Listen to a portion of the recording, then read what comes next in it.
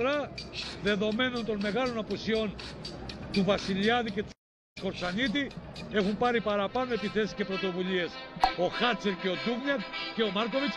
Ο Χάτσερ και ο Ντούβνιακ έχουν από 11. Νομίζω είναι αναμενόμενο. Ξέραμε ότι με τις απουσίες που έχει ο ΠΑΟΚ αυτή τη στιγμή ότι κάποιοι παίκτες θα πάρουν περισσότερες προσπάθειες. Είναι λογικό να έχει πάρει ο Χάτσερ, ο Ντούβνιακ και ο Τέπης τις περισσότερες προσπάθειες.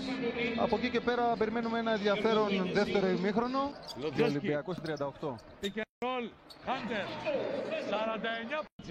Ορμάτε πιο μπροστά, βγείτε πιο μπροστά, ανεβάστε την άμυνα. Μάρκοβιτς Κάλλο, 8 στα 12. Το πάρει. Σπανούλης, υψώνει, φάση για highlight. Δεν βγήκε το alley-oop. Χρειάστηκε να παίξει ο ΠΑΟΚ τώρα στο EuroCup την Τετάρτη. Παπαπέτρου, το 56. Πάει ο Χάκετ πάνω στο Χάτσερ. Αλλά αυτός θα σημαδέψει Διάνα. Πρωτοβουλίες.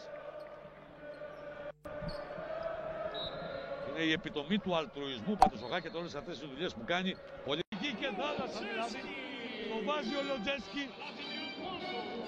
Και ο Ολυμπιακός που βρέπει. Χάκετ. Λοντζέσκι για 3.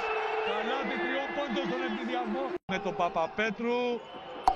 Ο Ολυμπιακός αλλάζει σε όλα τα σκριν. Τρομακτικό τρίποντο.